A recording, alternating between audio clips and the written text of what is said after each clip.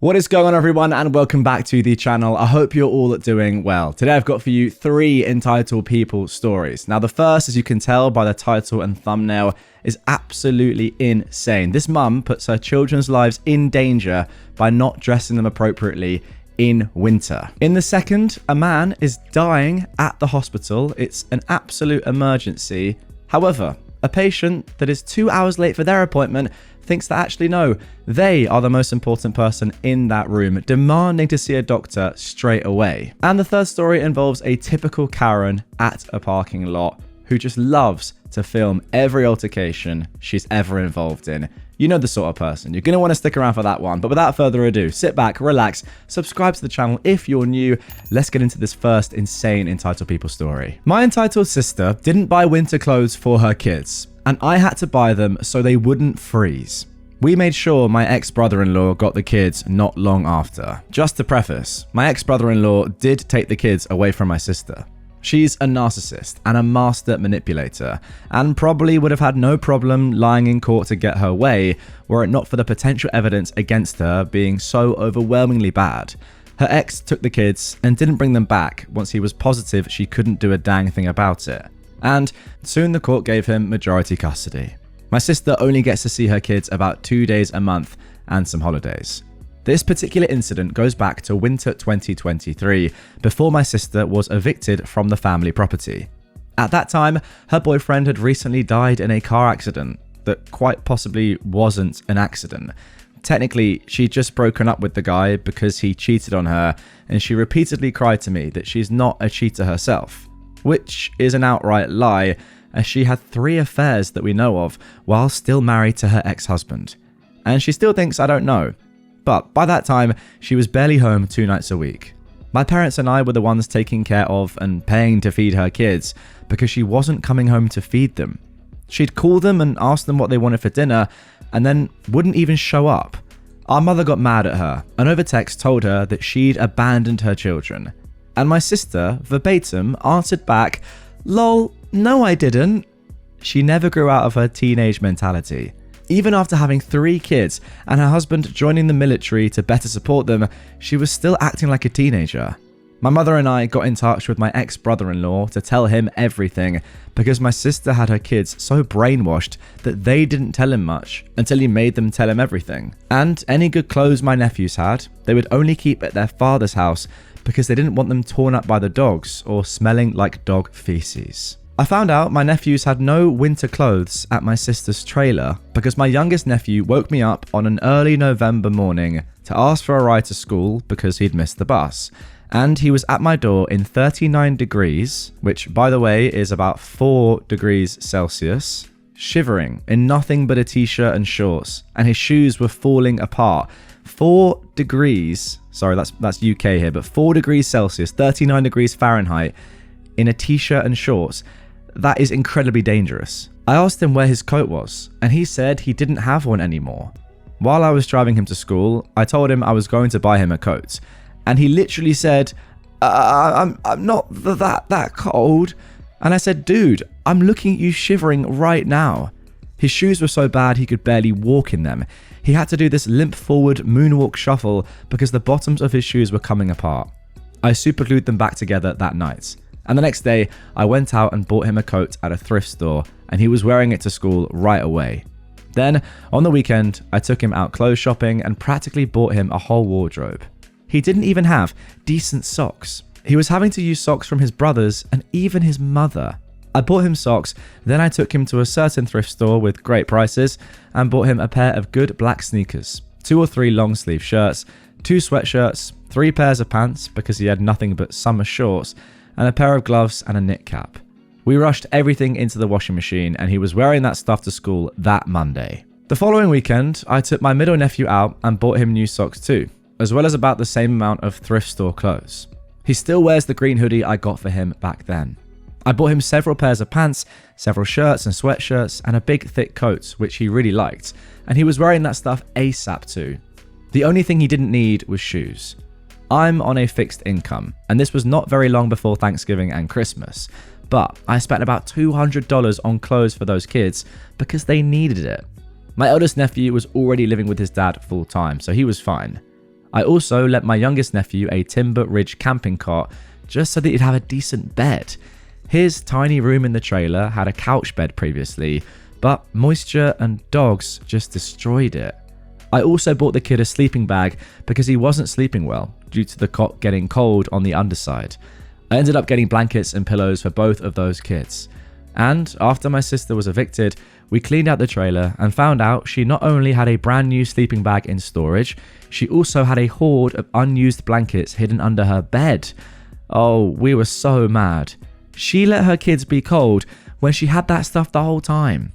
The summer of 2023, all 3 of my nephews were allowed to live around the yard in tents, which they found preferable to living in the trailer with their mum, her boyfriend, and the stinky dogs. I ran power cords from my house to all 3 of their tents and got all 3 of those kids fans and ice coolers and lent 2 of them camping cots to sleep on. And I also let the eldest stay in my camper trailer from time to time. When telling people this stuff, the first words out of their mouths are usually, "You're a good uncle." Meanwhile, my sister was busy drinking, partying, doing drugs, fighting with her POS boyfriend, and making trouble for all of us. We worked in secret with my ex-brother-in-law to make sure those kids were safe, and he took them that December. And then he took my sister back to court. And before anyone points it out, me and my parents are very remorseful for not taking action sooner. But my sister had us all mentally beat down. She's a chronic manipulator that makes up stuff and then spreads lies. She had people all over the area believing the stuff she said about our parents. My parents couldn't go out to the local restaurant without getting side glances from people. But after we kicked out my sister, all of that stopped. She was poisoning everyone against our parents, and she wonders why we had enough of her. Okay, there we go. That is it for story 1. Now, before we get into our second story, which is genuinely mind-blowing, I've got to give you my thoughts on that first of all. I cannot imagine a mum being as incompetent as that. I just can't quite believe that somebody would risk their children's lives like this and be so sort of nonchalant about it and be like, well, I didn't even know I was doing anything wrong. Who cares? What do you want for dinner? Okay, cool. I'm not getting it and I won't be there. Like, it's crazy. It's nice to see that despite you being family with her, you've taken her ex's side completely. I mean, it's the right thing to do, obviously. And just said, yeah, look, obviously she is not fit enough. Despite being your sister, you're saying this to look after her own kids. It's a pretty crazy thing to say. I mean, it's obvious for us looking at it from the outside in, but to have the confidence and like the self-awareness to say, I know you're my sister, but you are not fit to raise your own kids. Give them to your ex is yeah. I think it has to be respected that you've managed to say that. So there we go. That is it for the first story, but let's get into the second, which is arguably even crazier and even more entitled than the first. Entitled patient demands to be seen during a medical emergency. I just saw a similar-ish post that reminded me of this unfortunate memory. This was a few years ago now, but it never fails to aggravate me. I used to work as a receptionist at a fairly busy medical clinic. It was the day before a major holiday, so the mood was jolly, and it was an uncharacteristically slow day in the office. We had a patient and his wife no-show in the morning. No phone call, no reschedule, no nothing. Naturally, after about half an hour, their appointment is cancelled. Things are running smoothly until we see a patient who was recently released from the hospital and is following up with us. They look extremely unwell. By this point, my spidey senses are tingling that something's about to go down. Mid-doctor's visit, the patient suddenly loses consciousness and begins coding. That's cardiac arrest. Everything is in literal chaos. The doctor and medical assistant are performing CPR while I'm on the phone frantically trying to get EMS out there ASAP. The spouse is crying and screaming, and patients are slowly trickling in to witness this all in plain sight. Naturally, most people were kind and concerned, giving us space to work, silently signing in their names and taking a seat. Of course, it's during all of this frenzy that the entitled patient of this story walks in. As I'm finishing up my emergency call, they begin tapping repeatedly on the glass. Hey, we're here for our appointment. I hope the wait isn't going to be long. Also, it's very rude that you were on the phone when we walked in. I apologize. As you can see, we're currently in the middle of an emergency. Also, your appointment was over 2 hours ago. It's already been cancelled. Yeah, I know we're a little late, but can't you guys just fit us in somewhere? I mean, we're already here now. Why can't we just have that person who's dying on the floor's appointment? They're not going to be using it. And those are their actual words. I'm just like, what the F? No, that's not how this works. Your appointment is cancelled and you're going to have to reschedule for another day. We're currently dealing with a life or death emergency. Wow, this is such bull. Unbelievable. You guys could have squeezed us in this whole time. It would have taken like 5 minutes tops. The doctors could have seen us while the paramedics handled the other person. You all just wasted our time. We're never coming back to your office. And thank God, as long as I worked there, I never did see them again.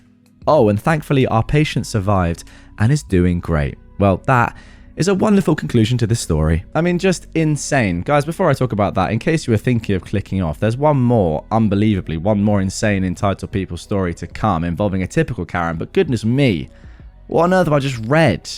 How can someone say those words? When I read that, I genuinely was like, okay, surely there's some exaggeration, some embellishment here. But Opie is adamant that those were their actual words. Why can't we just have that person who's dying on the floor's appointment? Unreal. Okay, with that unbelievable story out of the way, let's get into our third and final one of this episode. I got Karen'd today in a parking lot while my toddler screamed in the back seat. I just need to vent. Today was one of those days where you just think, wow, people really suck sometimes. I was parked, getting out of my car, when the wind blew my door open gently. It barely touched the car next to mine. No visible dent, just a possible mark. I immediately acknowledged it and offered to exchange info. When I explained it was the wind, not to avoid responsibility, but just to clarify that it wasn't a careless act, Karen cut me off with, No. Something like this happened before and it cost $2,000. My car is new. At that point, it felt like she was less assessing real damage and more like she was trying to guilt trip and manipulate me. She even pointed out a completely unrelated mark further down and insisted that was from my door too, which made no sense based on where the door touched. And then it escalated fast. She started filming me and my toddler, who was crying in his car seat, scared and confused. She threatened to call the police. I was trying to stay calm, juggle my phone, pull up my insurance app and soothe my child, and she just kept the camera on us. I could feel my son's distress behind me, and that's when I lost it emotionally, and I called 911 myself. I didn't feel safe or respected, and I needed a neutral record of what was happening. After I gave her my info, I went back into the car to comfort my son, who by then was screaming and crying from the stress. I looked up, and she was still filming us. I was literally just trying to calm my scared toddler, and she kept her phone pointed at us like we were some kind of show. That moment broke me. And it didn't stop there. When I showed her that I'd called 911, she told the police I had banged on her window, which was absolutely false. I simply held up my phone near the window to show her the call screen. She also accused me of locking my child in the car with no air circulation, which was so far from the truth. I was right there, window cracked, AC on. It was just another manipulative accusation meant to make me panic. She even lied about having the same insurance as me, USAA, when I first mentioned mine, but it turned out she was with Geico. Just more weird, unnecessary power moves. That one is really weird. Like, why would you lie about that? The other stuff is very typical Karen behavior, but that is just so, weird. Can someone let me know in the comments down below, why would anyone lie about their insurance for no apparent reason? Let me know. That has bemused me more than anything else I've just read. Anyway, let's get back into it. I know she probably assumed she could intimidate me because I'm an immigrant, English isn't my first language, and I look like someone who might not push back, but I didn't back down. I gave her my info, I made the call, and I stood my ground. My husband showed up by Uber when I called him, and for the first time in the whole interaction, I felt not alone. I'm still feeling the stress hours later, but I'm proud of how I handled it. I didn't yell, I didn't film her back, I didn't escalate, I protected my son and I kept my dignity. Because I want him to grow up knowing we do not back down from unfairness, we do not let people shame us into silence, and even when our hearts are pounding, we speak up. Thanks for letting me unload this here. I just needed to breathe it out somewhere real. Screw that lady is all I can say.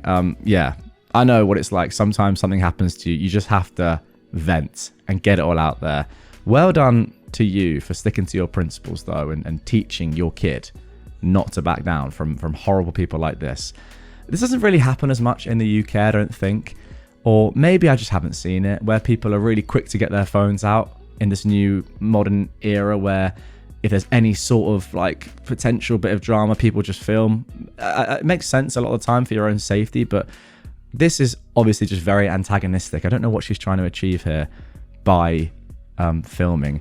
Also, once again, let me know in the comments, like, why would you lie about your insurance? I don't get that. She's just clearly a deranged individual who had no real thought of anyone else on that day. Definitely not you or your crying toddler. Just absolutely insane. But yeah, again, I mean, was there much justice here? No, not really. The good thing is you just stood up to her, as you should do, and hopefully she'll learn from this. But I mean, let's be honest, she obviously won't. Anyway, guys, that is going to do it for this one. Really hope you enjoyed it. If you did and you want more Entitled People content right away, well, YouTube has chosen this episode for you to watch next. It's personalized to you. So if you want more, this is the one that YouTube recommends and thinks, yeah, you're going to love it. So click on that. If you've already seen enough Entitled People content, well, make sure you are subscribed, because tomorrow I'll be bringing you 3 hours of the very best revenge stories of the year so far. You don't want to miss that. See you tomorrow.